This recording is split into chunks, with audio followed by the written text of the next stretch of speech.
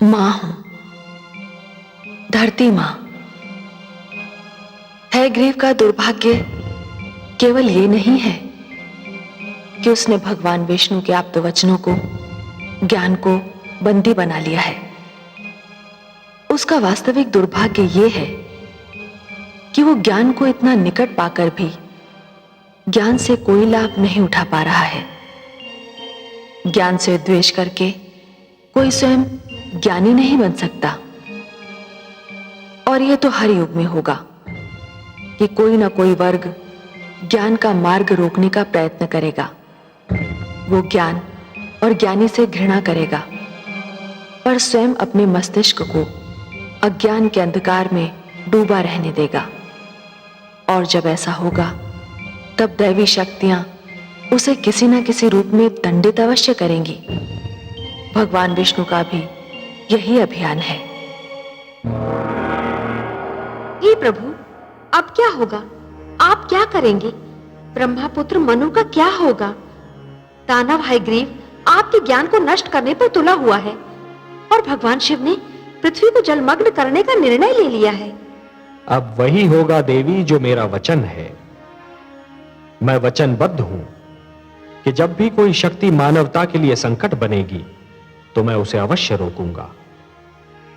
जिस प्रकार सूर्य अपना तेज बांटना नहीं छोड़ सकता, जिस प्रकार एक दीपक अपना प्रकाश फैलाना नहीं छोड़ सकता, उसी प्रकार मैं भी अपने वचन से मुख नहीं मोड़ सकता देवी। अब मेरे प्रथम अवतार का समय आ गया है देवी। मत्स्य अवतार, परित्राणाय साधूनां विनाशाय च दुष्कृतां धर्म संस्थापनार्थाय संभवामि युगे युगे। मत्स्य अवतार? हां देवी, मैं मत्स्य का रूप धारण करके पृथ्वीलोक पर जाऊंगा। आप पृथ्वीलोक जाएंगे? हाँ महादेवी। और मेरा क्या होगा? जब से आपने मेरी रचना की है, मैं आपके बिना एक पल भी नहीं रही हूं। आप ही तो कहते हैं कि मैं आपकी अर्धांगिनी हूं। आपकी बाएं भुजा में मेरा वास है। वामांगी हूं मैं आपकी, और आप मुझे ही छोड़कर जाने की बात कर रहे हैं। हे कमल नयन, मुझ पर दया कीजिए। एक क्षण भी मैं आपसे दूर नहीं रह सकती। हे सर्वश्रेष्ठ, हे नारायण, आपकी लक्ष्मी आपसे दूर नहीं रह पाएगी। दूर तो मैं भी नहीं रह सकता आपसे महादेवी। अपना विष्णु रूप पाते ही मैंने आपकी रचना की थी, तो मैं आपसे दूर कैसे रह सकता हूं? भला पुष्प से सुगंध और सागर से लहर दूर रह सकती है? हमारे एकाकार होने का समय आ गया है देवी।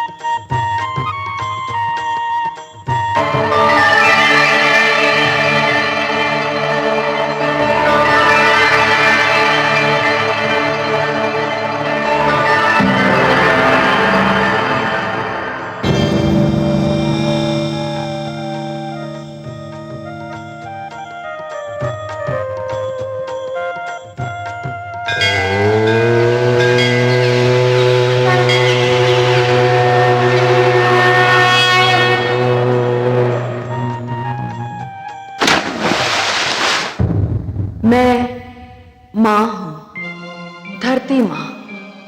मैं जानती थी कि मानव कल्याण के लिए, अपने आप्त वचन की रक्षा के लिए मेरे दीनदयाल भगवान श्री विष्णु मेरे आंगन को अवश्य पावन करेंगे। और यही हुआ।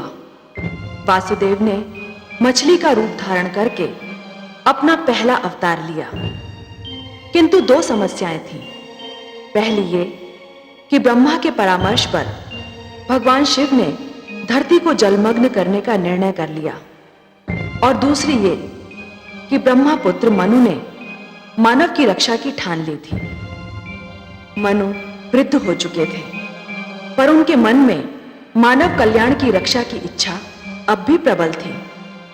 उन्होंने आमरण व्रत कर रखा था। उनकी पत्नी शत्रुपा को ब्रह्मा का आशीर्वाद था कि समय उनके यौवन को कभी प्रभावित नहीं करेगा। वो अब भी युवती थी, किंतु एक सती की भांति अपने पति की सेवा में तत्पर थी।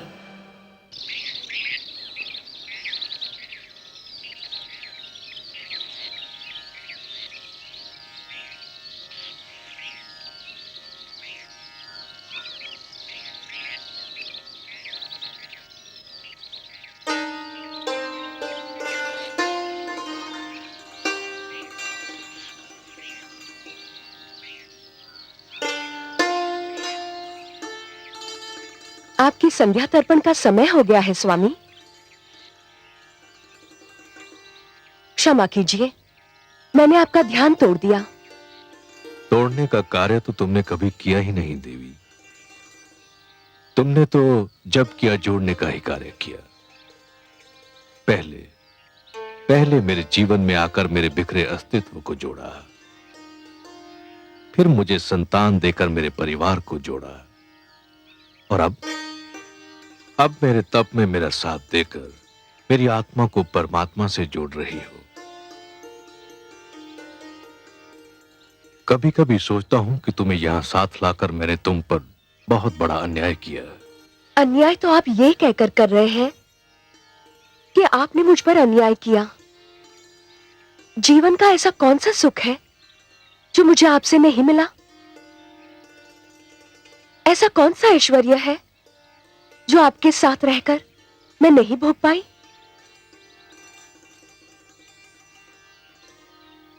मैं बहुत ही स्वार्थी कहलाती यदि मैं आपसे केवल सुख पाती रहती, आपके दुख और आपके कष्ट की भागीदार न बनती। पिता श्री ब्रह्मा ने हमको उत्पन्न करते समय भी तो यही कहा था कि हम दो शरीर किंतु एक प्राण है। आप वृक्ष हैं स्वामी, और मैं अमरलता। आपके सहारे के बिना तो मैं खड़ी भी नहीं रह सकती। तुमने जिस प्रकार सतीत्व के धर्म का पालन किया है, उसी से प्रसन्न होकर पिता श्री ब्रह्मा ने तुमको वरदान दिया कि तुम सदैव वैसी की वैसी रहोगी जैसी पिता श्री ने तुम्हें उत्पन्न किया था। तुम्हारी आयु आती जाती ऋतुओं और बीतते समय से कदापि प्रभावित नहीं होगी। आपके मुख पर आपकी तपस्या, आपके निश्चय और आपकी कल्याणकारी प्रवृत्ति का तेज है स्वामी। मानव जाति के कल्याण के लिए आप आमरण व्रत कर रहे हैं। मानव जाति को बचाने के लिए आप तपस्या कर रहे हैं स्वामी। तुम भी तो मेरी भांति केवल जल का सेवन कर रही हो देवी। तुमने ये व्रत क्यों रखा है? मैं अपने सुहाग की रक्षा के लिए व्रत कर रही हूं। अब उठिए, सूर्यास्त का समय हो गया है।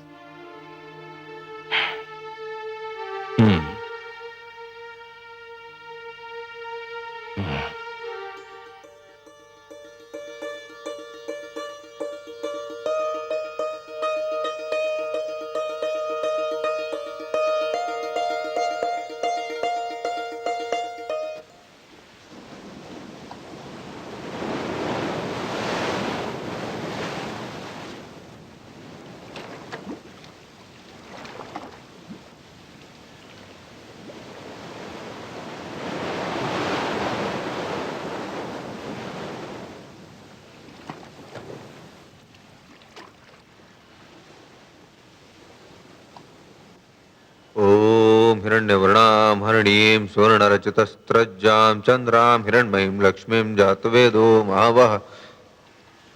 ठहरिए महाराज। तुम? क्या मैंने अभी तुम्हारी वाणी सुनी थी? हाँ महाराज, मैंने ही विनती की थी कि मुझे जल में न छोड़िए। किंतु क्यों? तुम तो जलचर हो। तुम्हारा तो जीवन ही जल के बिना संभव नहीं। ये सत्य है महाराज, परंतु जल में भी मेरा जीवन संभव नहीं। क्यों? क्या कष्ट है तुम्हें? आप जहाँ मुझे छोड़ने जा रहे हैं वहाँ बड़ा मत्स्य छोटी मत्स्य को निगल जाता है। मैं वहाँ सुरक्षित नहीं रह पाऊंगा, मुझ पर दया करें। तो फिर तुम्हें कहाँ रखूं जहाँ तुम सुरक्षित रह सको? मुझे अपने कमंडल में रख लीजिए महाराज। आपके जल भरे कमंडल में मुझे कोई भय नहीं होगा। यदि तुम ऐसा समझते हो तो मुझे कोई आपत्ति नहीं।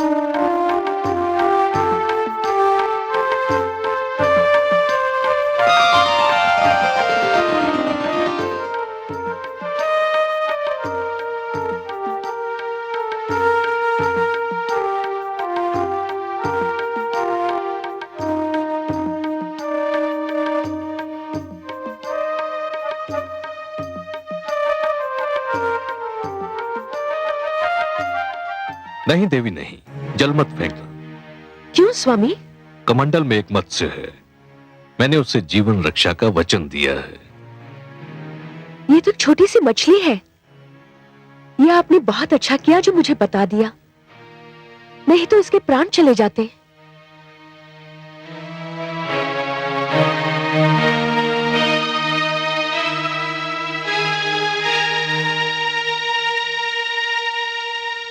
आइए स्वामी, विश्राम करते हैं।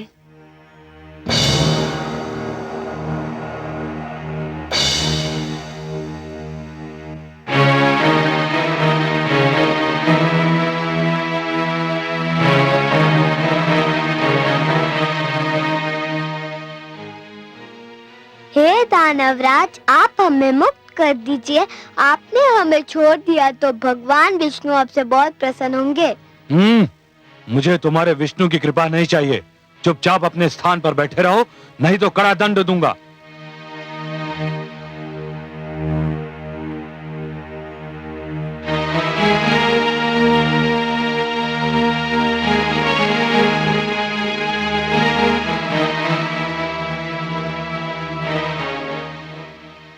कौन है ये सुंदर बालक? इन्हें किसने बंदी बनाया है? हम भगवान विष्णु के आप्त वचन माता दानव हयग्रीव हमारा अपहरण करके हमें यहाँ ले आया है। छोड़ दो इन्हें। मुझे खेद है माता, मैं आपके आदेश का पालन नहीं कर सकता। क्यों? क्यों नहीं कर सकते मेरे आदेश का पालन? ये चारों दानवराज हयग्रीव के बंदी हैं और उनका आदेश है कि इन्हें ना छोड़ा जाए। माते,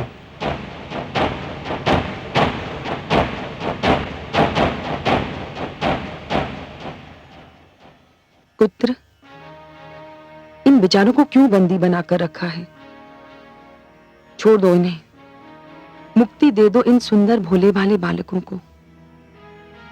नहीं मां, ये नहीं हो सकता। ये भगवान विष्णु के आप्त वचन हैं, ज्ञान का भंडार है, बहुत महान है। जानता हूं मां, इसीलिए तो इनका अपहरण किया है। विष्णु ने इन्हें मानव कल्याण के लिए जन्म दिया है, दानव समाज को नीचा दिखाने के लिए रचा है इन्हें। परंतु पुत्र, तू क्या करेगा इनका? कुछ नहीं मां, बस इन्हें बंदी बनाकर रखूंगा। ज्ञान, बुद्धि और प्रकाश को तू बंदी बनाकर रखना चाहता है? मेरी मान, यदि तू इन्हें ले ही आया है तो इनसे कुछ ज्ञान सीख ले, बुद्धि प्राप्त कर ले, इनके प्रकाश से अपने जीवन में उजाला कर ले। मुझे इन वस्तुओं की कोई आवश्यकता नहीं है मां। कैसे आवश्यकता होगी तुझे इन वस्तुओं की? तेरे मस्तिष्क में तो अज्ञान और अहंकार भरा हुआ है। कैसा अभागा है तू? तेरे घर में ज्ञान और बुद्धि के 4 दीपक हैं और तू अंधेरों में भटक रहा है। मां, तुम जब भी आती हो मेरे लिए अब शब्दों का ही उपहार लाती हो। कैसी माता हो तुम? कैसी माता हूं मैं? एक अभागन माता हूं। और कैसी माता हूं मैं? मैं ऐसी माता हूं जिसे उसकी संतान ने एक पल भी सुख नहीं दिया। तुम चाहती क्या हो मां? मैं चाहती हूं कि तू इन्हें मुक्त कर दे। नहीं करूंगा। तो फिर मैं ले जाऊंगी इन्हें अपने साथ। नहीं ले जाने दूंगा। मैं देखती हूं कौन रोकता है मुझे। मैं रोकूंगा इन्हें।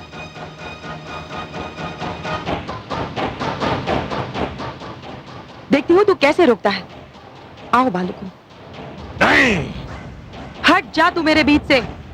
मां, तुम चली जाओ यहां से। नहीं जाऊंगी। क्या कर लेगा तू मेरा? नहीं मां, मैं कहता हूं चली जाओ यहां से। नहीं तो। नहीं तो क्या करेगा तू? मां, मुझे भय है कहीं मेरा हाथ ना उठ जाए और मैं तुम्हारा अपमान न कर बैठूं। हाथ उठाएगा तू मुझ पर? मेरा अपमान करेगा तू?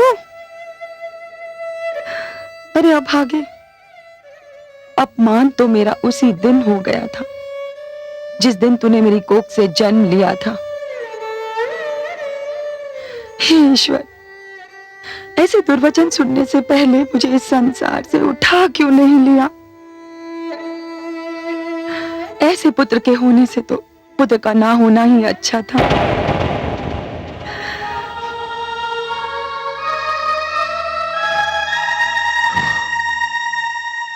अब तुमने यदि किसी से सहायता मांगी अथवा मांगने की चेष्टा की तो मैं तुम सबको नष्ट कर दूंगा।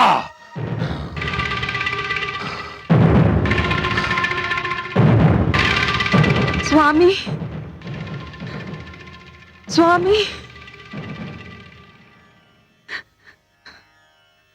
स्वामी,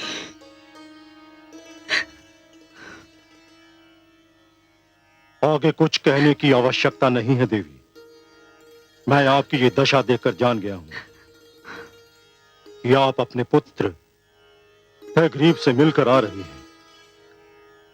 हाँ स्वामी, परंतु आज तो वो अयोग्यता की सारी सीमाएं पार कर गया।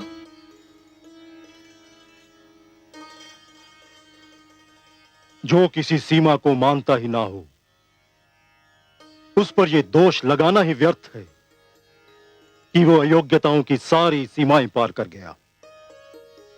फिर भी क्या किया है उसने?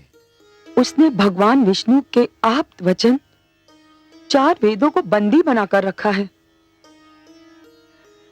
मैंने उन्हें मुक्त कराना चाहा तो उसने मुझ पर हाथ उठाने की धमकी दे डाली। मन में तो आया कि उसे शाप ही दे दूं। तो फिर दे दिया होता। शरीर का जो भाग सड़ जाए उसे काट कर फेंक देना ही उचित होता है। कैसे देती स्वामी? मैं मां हूं, भले एक कुपुत्र की मां सही, परंतु आज मुझे एक बात का ज्ञान अवश्य हुआ है कि कभी कभी मातृत्व भी लज्जा का कारण बन जाता है। आज पहली बार मैं बहुत लज्जित हूं कि मैं ऐसे पुत्र की मां हूं। मैं उसे अपनी कोख से जन्म देकर पछता रही हूं। पश्चाताप, पश्चाताप यदि भूल का मूल्य चुका सकता तो विश्वास करो मैं आपके पश्चाताप के साथ अपना पश्चाताप भी जोड़ देता। परंतु जिस प्रकार वर्षा ऋतु बीत जाने पर बीज बोने से कोई लाभ नहीं, उसी प्रकार हमारा पश्चाताप करना भी व्यर्थ है। कैसी अभागन हूं मैं।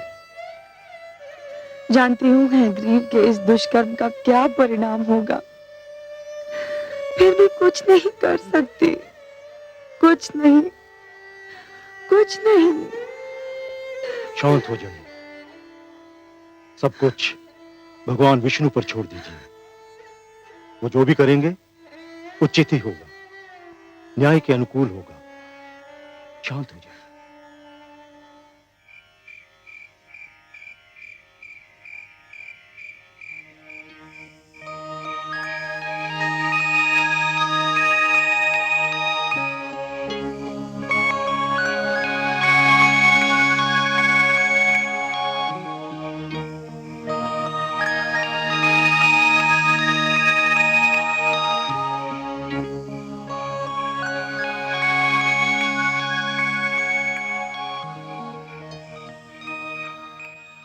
महाराज, महाराज, महाराज, महाराज, महाराज, महाराज,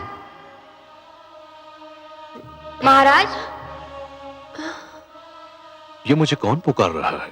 क्या हुआ स्वामी? मुझे ऐसा लगा जैसे कोई मुझे महाराज महाराज कहकर पुकार रहा हो। कौन था वो? मैंने पुकारा महाराज।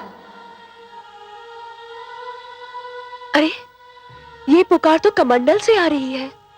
हाँ देवी, ये मैं ही हूँ। मेरी रक्षा कीजिए। इस कमंडल में मेरा श्वास रुका जा रहा है। मुझे यहाँ से निकालिए महाराज।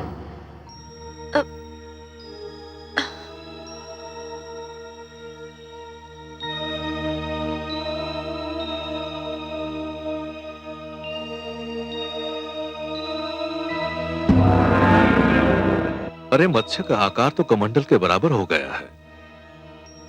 मुझे अनुमान नहीं था कि कोई जलचर एक ही रात्रि में इतना बड़ा हो जाता है। इस कमंडल में तो इसका श्वास घुट जाएगा। मैं इसे बाहर के जलाशय में छोड़ आता हूं। इसे वहां चैन मिल जाएगा।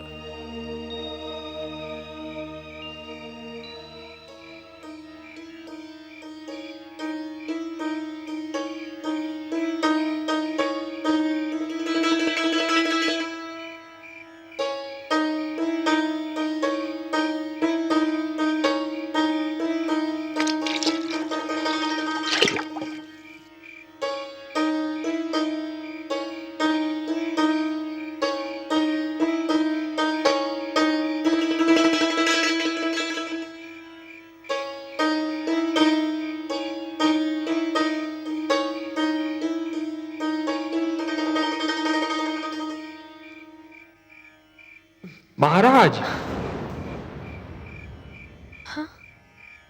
महाराज,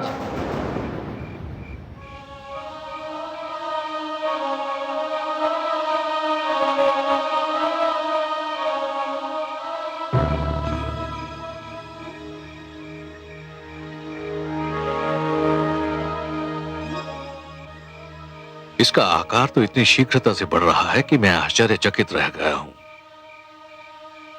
मैंने किसी मत्स्य को एक ही रात्रि में इस प्रकार बढ़ते नहीं देखा है।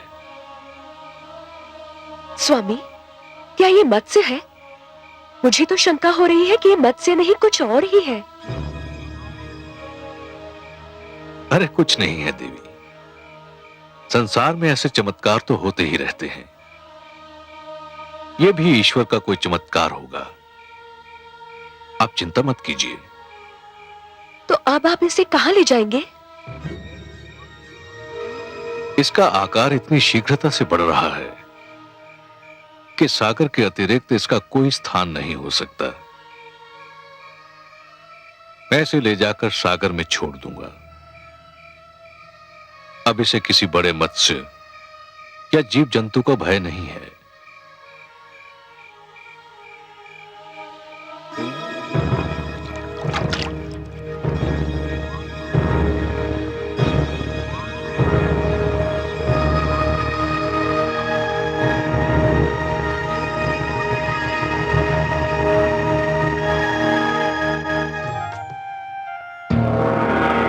नारायण नारायण। प्रणाम पिताश्री, बारंबार प्रणाम। आयुष्मान भव। आओ पुत्र, उचित समय पर आए तुम। तुम्हें ज्ञात है सृष्टि में क्या होने वाला है? हां पिताश्री, मुझे ज्ञात है कि सृष्टि में क्या होने वाला है, और मुझे यह भी ज्ञात है कि सृष्टि में जो होने वाला है वो आपके ही परामर्श का परिणाम है। तुम सत्य कहते हो पुत्र, परंतु सृष्टि के प्रति मेरे मन में प्रेम भी तो है। स्वाभाविक है पिताश्री, नितांत स्वाभाविक है। आप सृष्टि के रचयिता हैं, सृष्टि आपकी रचना है, और रचयिता का अपनी रचना से प्रेम होना स्वाभाविक है। फिर मेरी चिंता भी तो स्वाभाविक है पिताश्री। आपकी चिंता स्वाभाविक है, किंतु पिताश्री धरती का विनाश नहीं हो रहा है। धरती केवल जलमग्न हो रही है, और वह भी इसलिए कि वह स्वच्छ हो जाए। पिताश्री, हर युग में धरती को स्वयं अपने आप को स्वच्छ करना होगा। पट्टी पर जब कोई नया लेख लिखा जाता है तो पुराने लेख को पोंछना ही पड़ता है। सूर्य का प्रकाश समेटने के लिए आकाश को चांद तारों की चादर लपेटनी ही पड़ती है। धरती को महान आदर्शों के लिए तैयार करने के उद्देश्य से मानव जाति का यह कर्तव्य बनता है कि वह संकुचित विचारधारा को हटा दे। यदि यह कार्य मानव स्वयं कर ले तो देवताओं को हस्तक्षेप करने की कोई आवश्यकता नहीं, किंतु यदि मानव यह परिवर्तन नहीं ला सकता तो देवी शक्तियों को हस्तक्षेप करना ही पड़ता है, जो आप कर रहे हैं। जानता हूं पुत्र, पर जिस धरती को स्वच्छ करने के उद्देश्य से जलमग्न होना है, उस पर मेरा पुत्र मनु भी तो है। मुझे चिंता है कि मनु का क्या होगा। ओह, तो भ्राता मनु की चिंता ने आपको व्याकुल कर रखा है। प्राणियों की रचना करते करते आप स्वयं मोहग्रस्त हो गए। नारायण नारायण।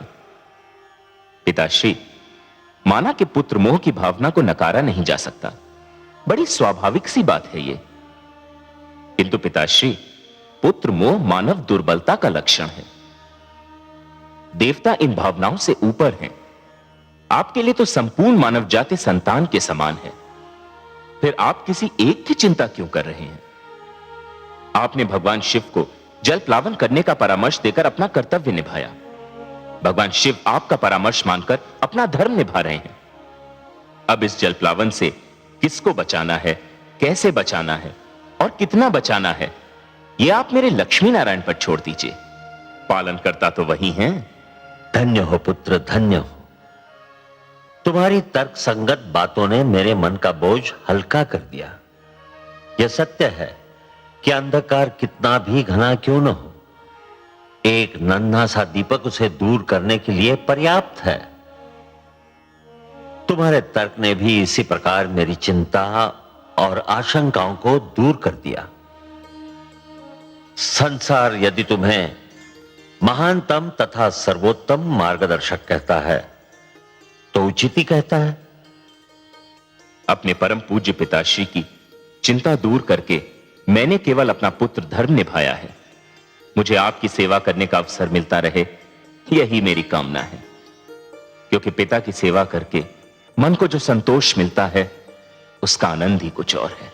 नारायण नारायण।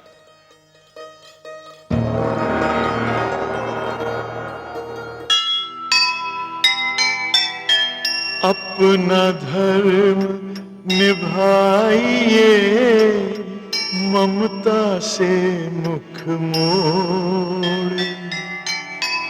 नारायण के हाथ है जग रक्षा की डोर। चिंता मुक्त हुए पिता, ज्ञानी का सुन ज्ञान। नारद जैसे पुत्र पर क्यों न करे अभिमान,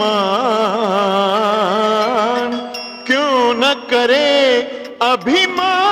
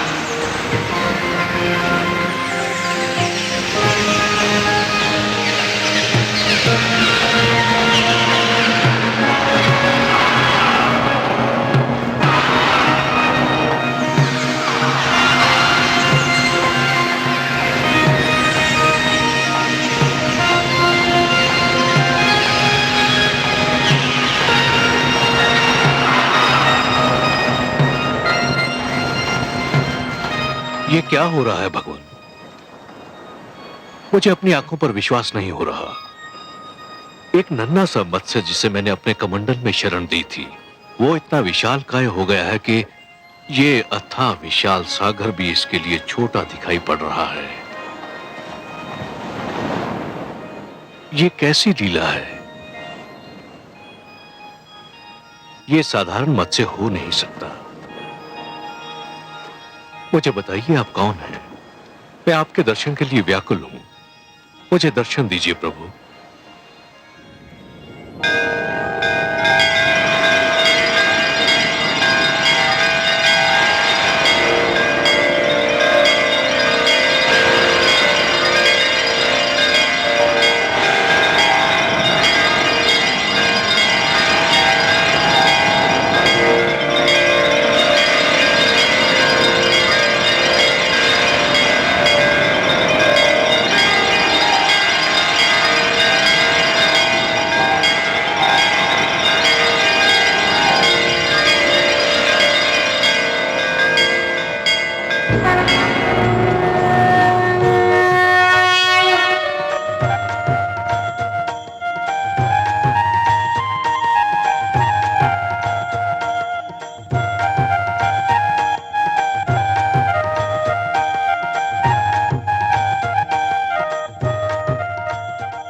भगवान आप, हे जगदीश्वर, हे जनार्दन, हे सर्वेश्वर, ये आप हैं प्रभु। मेरे सौभाग्यशाली नेत्रों को आपके दर्शन हो रहे हैं। हां मनु, ये मैं ही हूं। आपके अतिरिक्त और कौन हो सकता था हे पद्मनाभ? ये लीला तो केवल आप ही दिखा सकते हैं कि सिमटे तो मानव की अंजुरी में समा जाएं और फैलें तो धरती और आकाश को भी ढक लें। आप मेरी अंजुरी में ठहरे, मेरी कुटिया में रहे। मैं किन शब्दों में आपको धन्यवाद दूं? हे सर्वश्रेष्ठ, आप महान हैं। मैं अपने भाग्य पर जितना भी गर्व करूं कम है। आपको कोटि कोटि प्रणाम हे लक्ष्मी नारायण।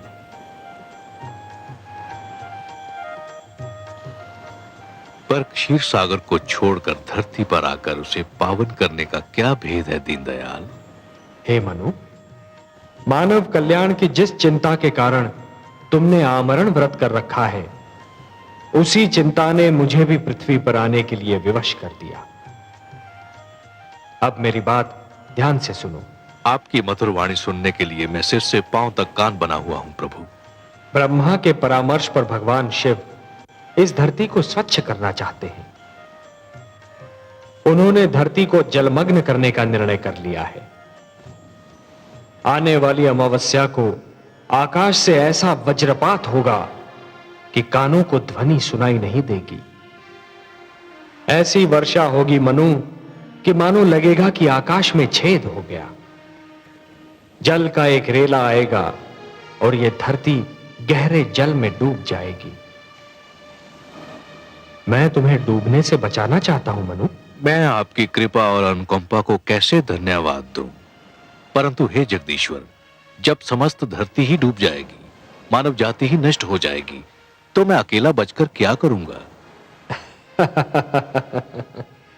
हे मनु, जीवन मानव से महानतर है। मानव को मृत्यु आ सकती है, परंतु जीवन कभी नहीं मरता। जिस प्रकार एक डाली से एक पुष्प टूटता है परंतु वहीं से दूसरा पुष्प भी फूटता है, उसी प्रकार जहां एक जीवन का अंत होता है, वहीं पर दूसरा जीवन प्रारंभ होता है। एक पीढ़ी चली जाती है परंतु वहीं दूसरी पीढ़ी पहली पीढ़ी के स्थान को रिक्त नहीं रहने देती। यही जीवन की परंपरा है। तुम इसी परंपरा को अक्षुण्ण रखोगे, तुम इसी परंपरा को जीवित रखोगे। यही मेरा उद्देश्य है। आपके आदेश का पालन तो मेरा परम धर्म है प्रभु।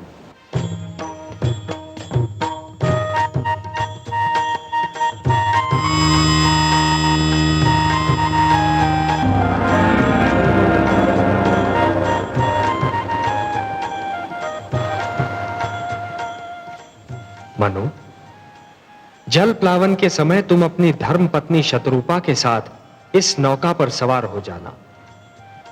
अपने अतिरिक्त इस नौका पर समस्त पशु पक्षियों का एक एक जोड़ा और उन सारे पौधों के बीज भी रख लेना जिन्हें तुम आवश्यक समझते हो। मैं मत्स्य के रूप में आऊंगा। तुम इस नौका को मेरे सींग से बांध देना। मैं तुम्हारी नौका को सुमेरु पर्वत पर ले जाऊंगा, जहां पहुंचकर तुम्हें एक नवीन जीवन का निर्माण करना होगा, एक नए मानव को जन्म देना होगा। जो आदेश प्रभु। मैं आपके आदेश का अक्षरशः पालन करूंगा।